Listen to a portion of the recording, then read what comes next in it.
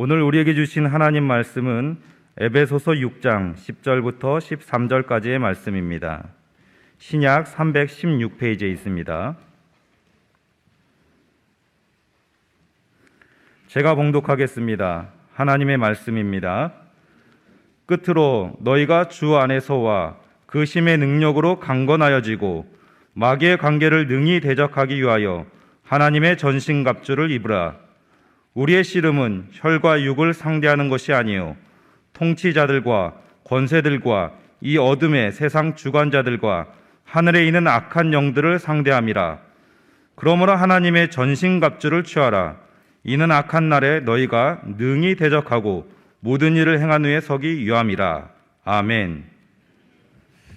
네, 우리 성도님들 지난 한 주간 동안 잘 지내셨습니까? 네, 모두 건강하시죠? 우리 같이 인사 좀 나누실까요? 앞뒤 좌우에 계신 분들, 또 가정에서 온라인으로 들으시는 분들 인사 좀 하시죠. 반갑습니다. 잘 오셨습니다. 건강하시죠? 주님의 은혜와 평강이 함께 하시기 바랍니다. 네.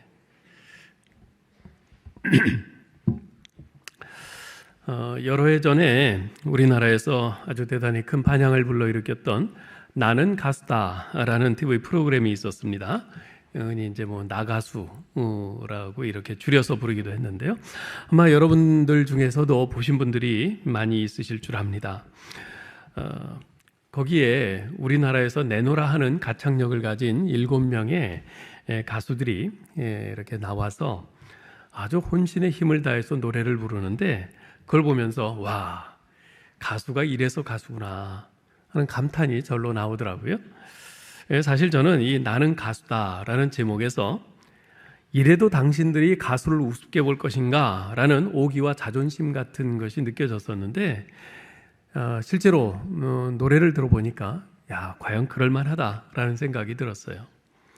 그런데 이 나는 가수다라는 프로가 그렇게 인기를 끌다 보니까 그것을 패러디한 말들이 많이 유행했죠. 나는 배우다, 나는 아빠다, 나는 군인이다, 나는 시청자다, 나는 선배다, 등등. 근데 여러분, 사실 이 나는 무엇이다 라는 말의 원조는 하나님이십니다.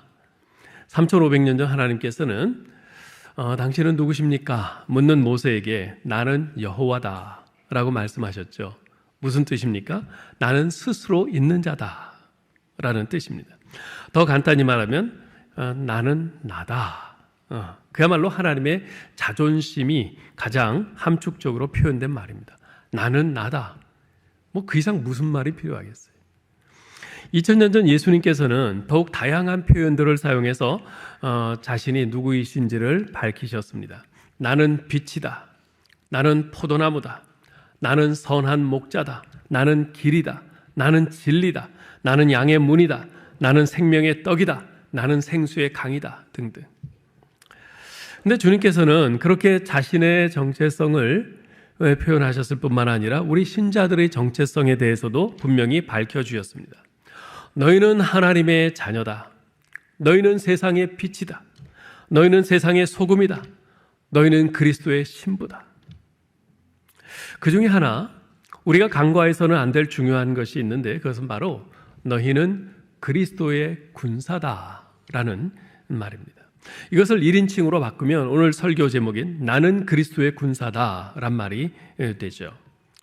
자, 그러면 사도 바울은 어째서 우리를 그리스도의 군사라고 지칭한 것일까요? 오늘 본문은 끝으로라는 말로 시작됩니다.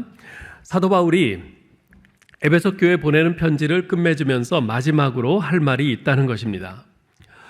에베소서 1장 1절부터 시작해서 이제까지 바울은 하나님의 놀라운 구원 계획을 밝히면서 특히 그 속에서 교회가 얼마나 영광스러운 의미와 역할로 부름받고 있는지에 대해서 상세히 설명하면서 우리 신자들이 감당해야 될 일들에 대해서 권면했습니다. 그러나 바울은 단지 가슴 벅찬 교회의 영광으로 에베소서를 끝맺지 않습니다. 이제 그는 그 모든 권면을 끝마치면서 우리가 결코 간과해서는 안 되는 아주 중요한 사실 하나를 지적합니다. 그것은 교회가 이 땅에서 영광스러운 하나님 나라의 전진기지로서 하나님의 구원 계획을 실현해 감에 있어서 결코 피할 수 없는 아주 치열한 영적 전투가 끊임없이 벌어지고 있다는 것입니다. 우리는 성령 충만한 삶을 살고자 하지만 그것이 결코 순조롭지는 않을 것이라는 것입니다. 사사건건 시비를 걸고 방해를 하고 치명적인 공격을 가해오는 피할 수 없는 그런 적들이 있다는 거죠. 그래서 우리가 그리스도인으로 산다는 것은 마치 전쟁터 한가운데서 생사를 걸고 적과 맞서 싸우는 전사의 삶과 같다는 것입니다. 자, 그러면 교회가 직면하고 있는, 우리 신자들이 직면하고 있는 이 영적 전투, 영적 전쟁이란 과연 어떤 것일까요? 그것은 가장 오래된 전쟁입니다. 사실 인류의 역사는 전쟁사다. 평화는 대개 그 수많은 전쟁의 막간이었을 뿐이다 라는 말이 있습니다. 이것은 거의 모든 역사학자들과 문화인류학자들이 공통되게 하는 말입니다. 실제로요, 전쟁을 정의할 때 1,000명 이상의 목숨을 앗아간 싸움으로 이제 그것을 전쟁이라고 이렇게 정의를 보통 하는데요. 1,000명 이상의 목숨을 앗아간 그런 전쟁을 쭉 이렇게 살펴보면 과거 3,400여 년 가운데서 인류가 전쟁 없는 완전한 평화를 누린 해는 268년이었다고 합니다. 즉 전체 역사의 8%에 불과한 거죠. 그렇다고 해서 그 268년의 전쟁이 없었겠어요? 1,000명 이상 죽은 그런 전쟁만 친 거예요. 그렇다면 1,000명 이하로 조금 500명이 죽었건 100명이 죽었건 이런 끊임없는 싸움 전쟁은 계속되고 있었다는 거죠. 인류 역사는요, 단 한시도 전쟁이 없고 다툼이 없는 그런 해는 없었습니다. 자, 그런데요, 이러한 전쟁보다 훨씬 오래된 전쟁이 있습니다. 그것은 바로 영적 전쟁입니다. 영적 전쟁은요, 인간이 존재하기 이전부터 있었습니다. 그리고 이 영적 전쟁은 인류 역사가 시작된 이래 단 하루도 없었던 적이 없는 그런 전쟁입니다. 그래서 성경은 하나님께서 인간을 창조하신 직후부터 치열한 영적 전쟁이 벌어지고 있음을 기록하고 있습니다. 창세기 3장 15절은 흔히 원시복음이라고 일컬어지는 구절인데요. 거기 보면 하나님께서 첫사람 아담과 하와를 유혹하여 원죄를 짓게 했던 사탄에게 이렇게 말씀하시는 장면이 나옵니다. 내가 너로 여자와 원수가 되게 하고 내 후손도 여자의 후손과 원수가 되게 하리니 여자의 후손은 내 머리를 상하게 할 것이요 너는 그의 발꿈치를 상하게 할 것이니라. 하나님께서는 여자의 후손 즉 그리스도와 사탄과의 전쟁이 있을 것이며 그 전쟁에서 여자의 후손인 그리스도께서 사탄의 머리를 깨뜨리시고 승리하실 것이라고 말씀하셨습니다. 자, 그 말씀을 들은 사탄이 제일 먼저 한 일이 뭐였을까요? 당연하죠. 장차 이제 자기 머리를 깨뜨릴 그 여자의 후손이 나타난다 했으니 그 여자의 후손을 멸하려는 것, 그 계획 아니겠어요? 그런 사탄의 계획이 시행된 첫 번째 사건이 뭡니까? 바로 가인이 아벨을 죽인 사건입니다. 그 후로 여자의 후손을 끊어버리고 그리스도의 계보를 끊어버리려는 사탄의 시도는요, 단 한순간도 멈춘 적이 없었습니다. 그런 사탄과의 영적 전쟁은 지금도 계속되고 있습니다.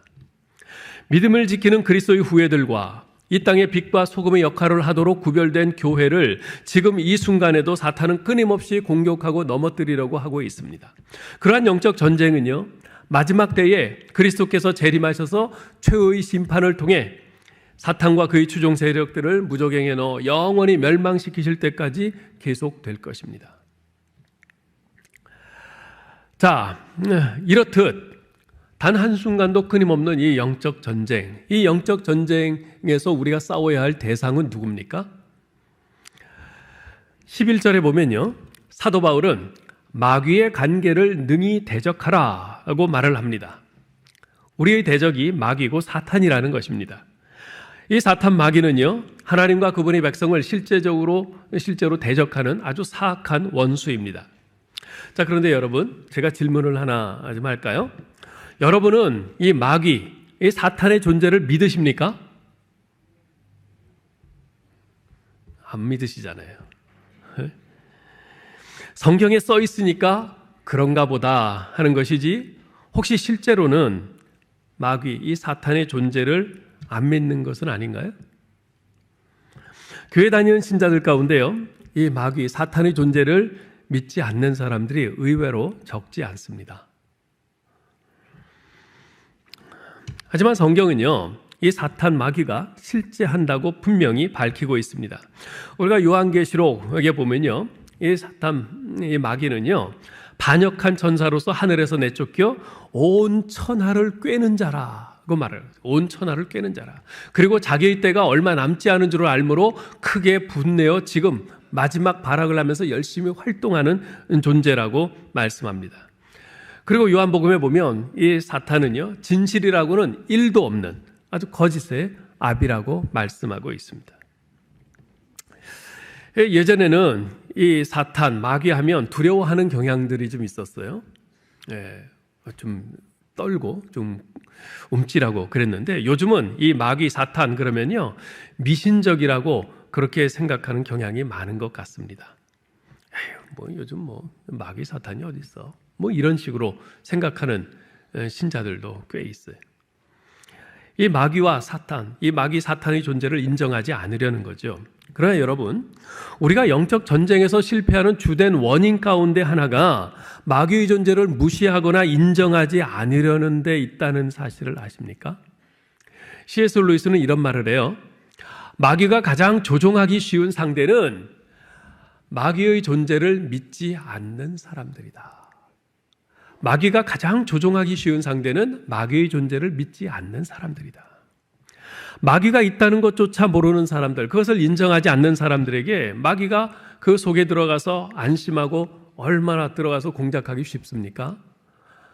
마귀가 실제로 막 계략을 펴고 공작을 하는데 그 마귀를 안 믿으니까 그게 마귀의 역사인지 몰라요. 그러다 보니까 쉽게 잡아먹히고 당하는 거죠. 자, 그러면 우리가 대적해야 할 이 마귀의 간계란 무엇일까요? 사실 이 마귀라는 말의 원래 뜻은요, 던진다, 사이를 갈라놓는다는 것입니다. 즉 관계를 파괴시키는 것, 그것이 마귀의 간계입니다.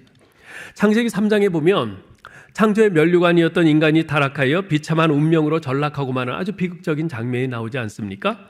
그때 아담과 하와가 하나님에 대해서 의심하고 불순종하도록, 그래서 결국 하나님과 인간의 관계가 파괴되도록 이간질한 장본인이 누굽니까? 바로 사탄, 마귀였어요. 그때 아담과 하와가 그 선악과 타먹고 그 범죄한 그 책임을 서로에게 전가함으로써 하나였던 부부관계의 금이 가도록 만든 장본인이 누구였습니까? 사탄, 마귀 아니었습니까? 초대교회들 가운데요, 교인들 간의 분열과 다툼으로 인해서 아주 심각한 위기 상황에 직면해 있던 교회가 있었죠. 어딘가요? 고린도 교회입니다. 당시 고린도 교회는요, 바울파, 아볼로파, 베드로파 등으로 나뉘어져 있었어요. 심지어는 예수파도 있었어요. 뿐만 아니라 부자와 가난한 자가 나뉘어져 있어서 예배 후에 애찬을 먹을 때 각자가 자기가 가져온 음식을 가지고 따로 먹어요. 네. 게다가 각 사람이 받은 성령의 은사를 가지고 서로 비교하면서 우월감에 빠지기도 하고 열등감에 빠지기도 하면서 서로가 서로에게서 멀어졌죠. 이러한 고린도 교회의 형편을 전해들은 바울의 마음이 얼마나 아팠겠어요. 그런데 바울은 이 모든 현상의 배후에 사탄의 역사가 있다는 것을 알아차렸습니다. 그래서 그는 고린도 후서 2장 11절에서 이렇게 경계합니다. 이는 우리로 사탄에게 속지 않게 하려 함이라. 우리가 그 계책을 알지 못하는 바가 아니로다. 그러한 일들이 모두 사탄의 계략이라는 것을 분명히 알고 있다는 거죠. 이런 사탄의 관계를 잘 알고 있는 바울이기에 지금 에베소 교회 성도들에게도 그것을 알리고 경각심을 불어넣어주고 있는 겁니다. 여러분, 모두 성령 충만한 그런 부부 관계를 원하시죠? 그런데 그러한 남편과 아내를 누가 갈라놓고 있습니까? 여러분, 성령 충만한 부모 자식의 관계가 되었으면 정말 좋겠죠? 그런데 그 사이를 누가 단절시키고 있습니까? 성령 충만한 직장 생활을 원하지만 직장 상사나 동료와의 관계를 누가 적대적으로 만들고 있습니까? 한 교회에서 우리가 신앙생활을 하는데 이렇게 같은 교회에서 동일한 주님을 믿는 형제자매 사이를 누가 갈라놓고 있습니까? 나와 하나님 사이의 관계를 누가 파괴하고 있습니까? 바로 사탄, 마귀 아닙니까? 사탄은 지금 이 순간에도 우리의 가정을 깨뜨리기 위해, 우리 교회를 무너뜨리기 위해, 그리고 결국 하나님과 나 사이의 관계를 멀어지게 하기 위해서 놀라운 관계를 가지고 삼킬 자를 찾아다니는 우는 사자와 같이 왕성하게 활동하고 있습니다. 경건한 청교도 목사인 윌리엄 젠킨은 이런 말을 남겼습니다. 사탄은 천의 얼굴을 가지고 있다. 모든 사람의 됨됨이에 따라 자신의 모습을 적절하게 바꿀 줄 안다. 만약 교만한 사람이나 방탕한 사람을 만나면 사탄은 아첨꾼으로 변장해 그들을 현혹시킨다. 또한 탐욕적인 사람을 찾아갈 때는 그의 손에 쥐어줄 재물로 유혹한다. 사탄은 하와의 선악과도 노아의 포도주도 게하시의 은과 옷도 가룟 유다의 돈주머니도 모두 가지고 있다. 그는 모든 사람의 입에 맞는 떡을 준비해 가지고 있다. 모든 사람의 발에 맞는 구두도 소지하고 있다. 그는 각각의 조건에 맞는 것을 다 준비해 놓고 있다. 윌리엄 젠킨은 사탄의 공격이 얼마나 치밀한지 그것을 아주 잘 간파하고 있습니다. 만일 사탄이 여러분과 여러분의 가정을 공격한다면 무엇을 무기로 사용할까요? 여러분과 여러분의 가정에 있어서 치명적으로 약한 부분은 어디입니까? 만약 사탄이 우리 교회를 공격한다면 무엇을 무기로 사용할까요? 우리 교회에 있어서 가장 연약한 부분은 무엇일까요? 사탄은 그 부분을 노립니다. 그러므로 여러분 우리 자신을 잘 살피면서 나는 이 부분에서 약하다. 나는 돈에 약하다. 그러면 그 부분을 위해서 특별히 하나님 앞에 기도해야 돼요. 나는 어떤 사람들 인기에 약하다. 그럼 그 부분을 놓고 성령님의 도우심을 구하면서 기도해야 합니다. 자, 그런데 우리의 대적은 단지 사탄, 마귀만이 아닙니다. 12절에서 바울은 마귀의 하수인인 영적인 세력들에 대해서 언급을 합니다. 우리 12절을 같이 한번 읽어볼까요? 우리의 씨름은 혈과 육을 상대하는 것이 아니요 통치자들과 권세들과 이 어둠의 세상 주관자들과 하늘에 있는 악의 영들을 상대함이라. 그렇습니다. 우리의 싸움은 혈과 육, 즉 사람을 상대하는 것이 아닙니다. 사탄의 음모 가운데요 아주 교묘한 음모가 있는데 그것은 뭐냐면 나의 적은 나와 의견을 달리하는 저 형제자매 저 사람이야 라고 생각하게 만드는 것입니다. 여러분 우리가 교회 안에서 회의를 하잖아요. 회의하면서 의견이 다를 때가 있죠. 근데 의견이 다르다가 언성이 높아집니다. 서로 다툴 때가 있어요. 그럴 때 사탄이 그때를 이용합니다. 사사건건 내 의견에 반대하는 저 사람은 네 형제가 아니야. 네 적이야. 이렇게 생각하게 만들어요. 이게 사탄의 계략이죠.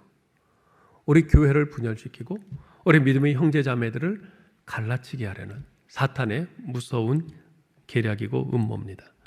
나와 관계가 좋지 않은 교인을 나의 원수라고 생각하고 어떻게 해서든지 그들을 무너뜨리려고 합니다. 여러분 지금 우리가 이렇게 예배드리고 있는데요. 예배드리는 이 자리, 이 순간에도 사탄은 얼마든지 우리에게 그렇게 역사합니다. 예배는 우리 하나님께 드리는 거예요. 하나님이 이 예배의 주인이시고 왕이세요. 우리가 예배를 드리면서 하나님께 주목하고 우리 하나님께 집중하지 않고 사람에게 집중하면요. 그런 사탄의 그 시험에 넘어질 수 있어요. 나와 관계가 안 좋은 어떤 사람을 딱 보면서 그 사람을 묵상하게 되면요. 예배 시간 내내 하나님 생각을 안 나고 그 사람 생각만 나요. 그 사람이 과거 자기에게 섭섭하게 하고 자기에게 상처 주었던 그 일이 생각나요. 그 생각을 계속 하게 되면 결국 그 예배 시간에 하나님은 온데간데 없고 결국 그 사람에 대한 분노만 쌓이게 되는 거죠. 사탄은 지금도 이렇게 심지어 이 예배의 자리에서까지 역사하고 있습니다. 여러분 사무엘상 17장에 보면요. 골리앗이 이끄는 블레셋 군대가 쳐들어왔을 때 사울 왕을 비롯한 모든 이스라엘 군사들은 골리앗이 하나님과 이스라엘을 모욕하는 그 말을 들으면서도 골리앗의 위세에 눌려서 벌벌 떨면서 진지에 숨어 있었어요. 그때 마침 아버지 이새의 명으로 전쟁에 나가 있는 형들에게 도시락을 가져다 주러 온 다윗이 하나님과 이스라엘을 모욕하는 골리앗의 말을 듣고는 분노합니다. 그래서 자기가 나가서 싸우겠다고 합니다. 그러자 다윗의 큰 형인 엘리압이 다윗에게 노를 바라면서 꾸짖어요. 네가 어찌하여 이리로 내려왔느냐? 들에 있는 양들을 누구에게 맡겼느냐? 나는 네 교만과 네 마음의 완악함을 아노니 네가 전쟁을 구경하러 왔도다.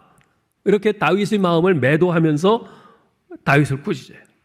하나님을 모독하는 골리앗을 향해서는 찍소리도 못하면서 나가서 싸울 생각도 못하면서 그 골리앗과 싸우겠다고 용기 있게 나서는 동생 다윗을 향해서는 오히려 노를 바라면서 책망하는 엘리압.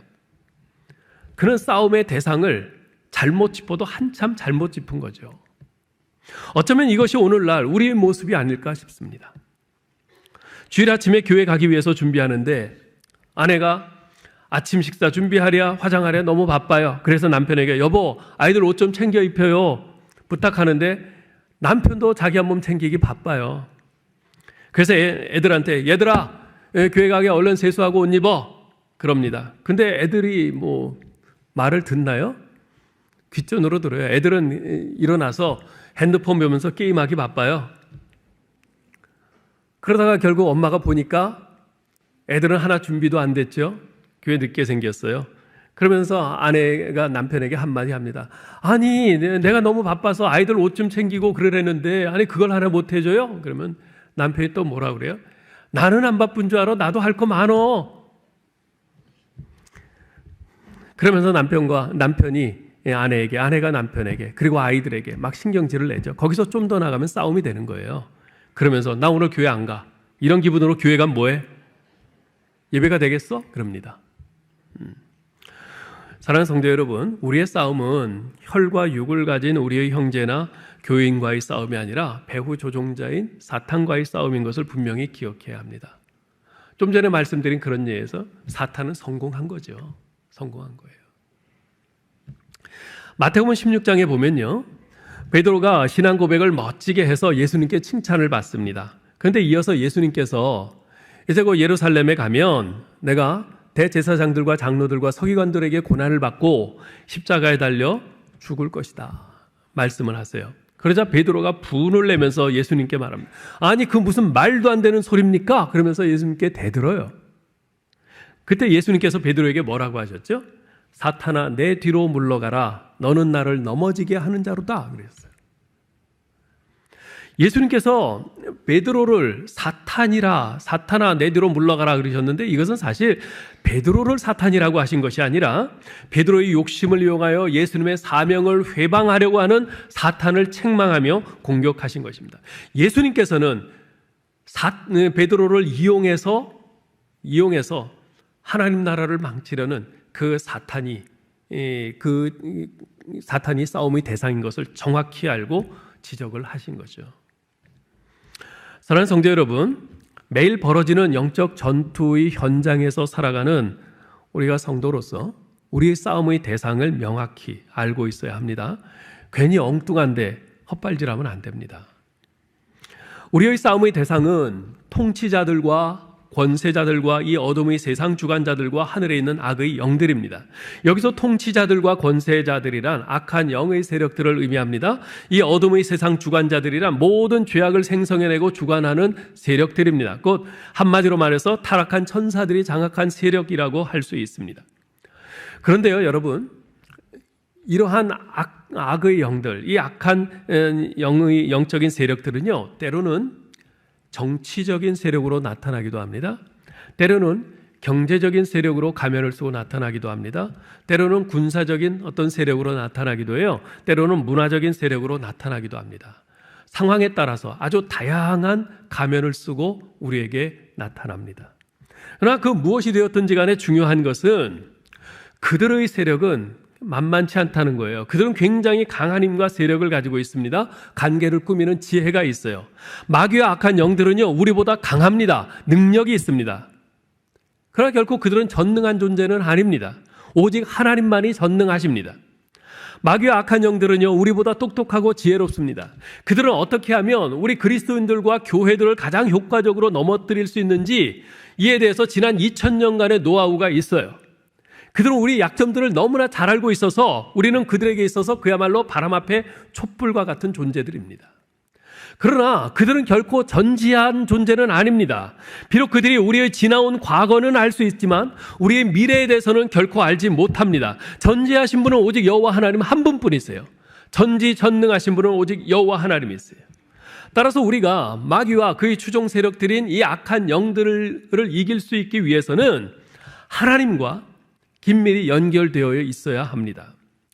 찬송가 384장은요, 1529년 종교개혁자 마틴 루터가 작사 작곡한 찬송입니다.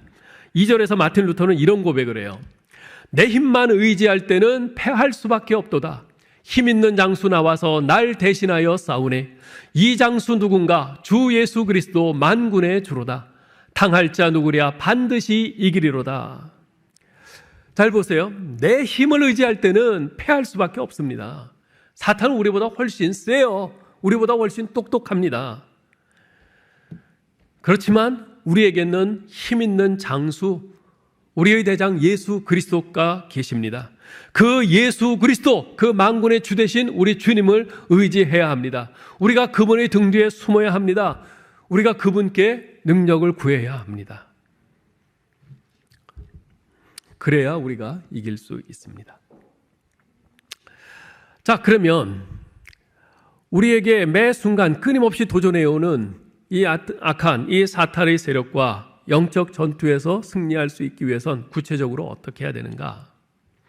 오늘 말씀에서 그게 두 가지를 이야기합니다. 첫째로 10절에 너희가 주 안에서와 그의 힘의 능력으로 강건해져야 된다라고 말씀을 합니다. 주 안에서 주님의 힘의 능력으로 강건해져야 합니다. 예. 어떻게 주 안에서 주님의 힘의 능력으로 강건해질 수 있는가? 구체적으로 두 가지를 말씀드리면요. 하나는 주님의 사랑 안에 거하는 것입니다.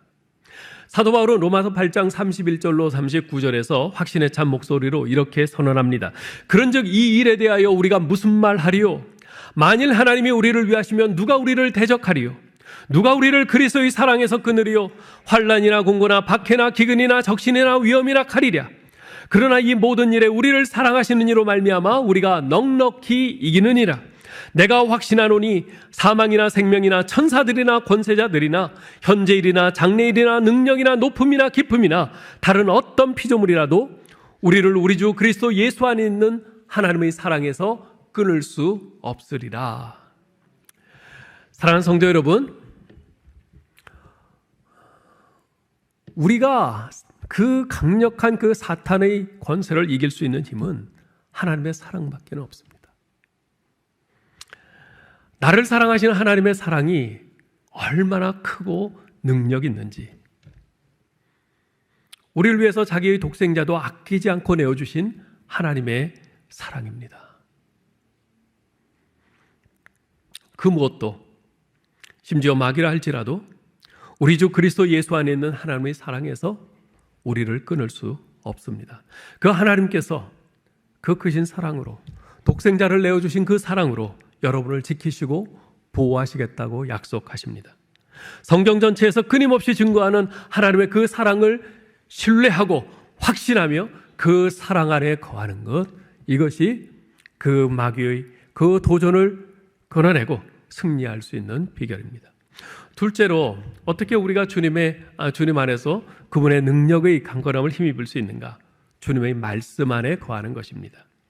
주님께서는 요한복음 15장 5절 7절에서 이렇게 말씀하셨어요. 우리 같이 읽어볼까요? 나는 포도나무요 너희는 가지라. 그가 내 안에 내가 그 안에 거하면 사람이 열매를 많이 맺나니 나를 떠나서는 너희가 아무것도 할 수 없음이라. 너희가 내 안에 거하고 내 말이 너희 안에 거하면 무엇이든지 원하는 대로 구하라. 그리하면 이루리라. 아멘. 우리가 주님 안에 거하는 방법은 주님의 말씀이 우리 안에 거하게 하는 것입니다. 왜냐하면 주님은 곧 말씀이시기 때문에요. 부지런히 주님의 말씀을 읽으십시오. 깊이 묵상하셔야 합니다. 열심히 공부하셔야 합니다. 그리고 가능한 한 말씀을 많이 암송하시기 바랍니다. 우리가 지금 올해 에베소서를 쭉 하면서 한 달에 한 구절씩 암송을 하고 있는데 적은 것 같지만 이것이 굉장히 우리에게 큰 능력으로 우리에게 자리하게 됩니다. 우리가 하나님의 말씀 안에 거하는 것, 오직 이것만이 우리가 주님 안에 거하고 주님의 능력으로 강건해질 수 있는 왕도입니다. 다른 방법은 없어요. 예수님께서 마귀의 시험을 이기신 것도 결국 말씀의 능력 아니었습니까? 예수님께서는 공생의 사역을 하시면서요, 자신의 말을 한 적이 한 번도 없으셨어요. 오직 하나님 아버지께서 하라고 하신 말씀만 하노라고 말씀하셨어요. 늘 하나님의 말씀 안에 거하셨던 것입니다. 그 결과 십자가라는 그 무시무시한 시험마저도 통과하고 승리하실 수 있었던 것 아니겠습니까? 여러분, 주님의 말씀이 곧 마귀를 대적할 수 있는 능력입니다. 참 감사한 것은요, 우리 교회에 성경을 꾸준히 읽는 분들이 많다는 것이에요. 80이 훨씬 넘으신 어르신들이 1년에도 몇 독씩 성경을 계속 읽고 계세요. 그런 모습을 볼 때마다 참 얼마나 감사한지 몰라요. 개인적으로 교회에서 매주 내드리는 성경 읽기 문제를 몇 년째 꾸준히 하시는 분들이 적지 않습니다. 벌써 2번 돌아갔고 이제 3번째 가고 있는데요. 첫 번째 했을 때보다 2번째 했을 때 훨씬 더 많은 분들이 성경 읽기 문제를 3년 반 동안 하셨어요. 이번에 더 많은 분들이 하고 계시겠죠. 그리고 개인적으로는 물론이고 가족들과 함께 하루에 한 장씩 성경을 꾸준히 읽어가는 그런 가정들도 점점 늘고 있습니다. 이 모두가 여러분 개인의 영혼과 가정과 교회를 마귀의 온갖 간계로부터 방어할 수 있는 주님의 능력을 힘입을 수 있는 원동력입니다. 여러분 계속 정진하시기 바랍니다. 그러나 우리 교인 전체 숫자에 비하면 아직 많이 부족한 것 같습니다. 성경을 매일 꾸준히 읽는 분보다 그렇지 않은 분들이 더 많은 것 같아요. 심지어는 직분자들 가운데도 주일 예배 때 외에는 성경을 읽지 않는, 펴보지 않는 그런 분들도 있다고 그래요. 여러분, 직분이 여러분을 마귀의 관계로부터 지켜주지 않습니다. 여러분이 하는 교회 봉사가 여러분을 마귀의 관계에서 지켜주지 못합니다. 여러분이 어떤 시험이나 고난에 직면했을 때 주님의 말씀이 하나도 생각나지 않아서 기억하고 있는 말씀이 하나도 없어서 이걸 어쩌나 하면서 발만 동동 구르고 있다면 이 얼마나 안타까운 일이겠어요. 베드로 사도는 이렇게 경고합니다. 너희 대적 마귀가 우는 사자와 같이 두루다니며 삼킬 자를 찾나니. 그러면서 이어지는 9절에서 이렇게 말해요. 너희는 믿음을 굳게 하여 그를 대적하라. 이는 세상에 있는 너희 형제들도 동일한 고난을 당하는 줄을 알미라. 여러분, 우리가 지금 마귀와 이 영적 전쟁을 하고 있는 것은요, 해도 그만 안 해도 그만인 훈련 상황이 아닙니다. 이것은 실제 상황이에요. 우리는 이 세상에 살면서 매일매일 이 영적 전쟁에 직면하고 있어요. 전쟁은 쉽지 않습니다. 고통스러워요. 고난입니다. 영적 전쟁의 승리는 이런 고난에서부터 벗어나는 것이 아니라 고난에도 불구하고 복음 가운데 믿음을 지키는 것, 그것이 바로 영적 전쟁의 승리입니다. 그러므로 복음의 말씀에 거하기를 힘써야 합니다. 만일 여러분이 말씀 안에 거하기를 게을리하면요, 여러분은 마귀의 가장 좋은 먹잇감이 되는 겁니다. 바라기는 앞으로 교회 내에서 자생적인 성경 읽기 모임들이 좀 많이 생겼으면 해요. 예를 들면 구역원들이나 전도 회원들이 다 모이지 못해도 2명, 3명, 4명 이렇게 3, 4, 5 모여서 매일 함께 성경을 한 장씩 읽고 또 은혜 받은 말씀을 나누고 함께 기도하는 겁니다. 오늘 말씀을 들었으니 굳게 결심하시고 다시 시작하실 수 있기를 바랍니다. 성령께서 여러분을 도우실 것입니다. 자, 이 영적 전쟁에서 승리할 수 있는 구체적인 방법 두 번째는요, 11절, 13절에 반복되고 있는데요, 하나님의 전신갑주를 입으라는 것입니다. 주님 안에 거하면 됐지, 왜 우리에게 하나님의 전신갑주를 입으라고 하나, 이런 의문을 가지실 분도 있을지 모르겠어요. 그렇지 않겠어요? 내가 주님 뒤에 그냥 숨어 있으면 되는 거 아니겠어요? 주님이 다 막아주실 텐데, 근데 왜 나보고 전신갑주를 입으라고 하나? 그 이유는요, 이것이 우리의 싸움이기 때문에 그렇습니다. 12절 보세요. 우리의 씨름은 혈과 육에 대한 것이 아니요. 이것이 주님의 싸움이 아니라 우리의 싸움이라고 말씀하세요. 우리의 싸움이에요. 우리의 싸움.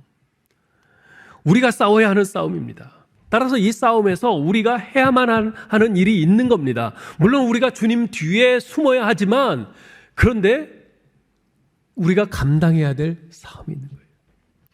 그것은 하나님의 전신갑주를 입고 마귀와 대적하는 겁니다. 여러분, 2000년 전 당시 지중해 연안의 모든 국가들에게 로마는 공포의 대상이었습니다. 그것을 가능케 했던 로마의 힘은요, 바로 철저하게 훈련되고 연마된 군대였죠. 서양 고대 사학자인 배은숙 교수가 쓴 강대국의 비밀이라는 책에 보면요, 로마의 군인에 대해서 다음과 같이 아주 자세히 설명을 합니다. 로마 군대의 징집 대상은 17세 이상 46세 이하의 남자이다. 가장 힘이 센 시기에 남자를 뽑는 이유는 고대의 전쟁 장비가 대단히 무거웠기 때문이다.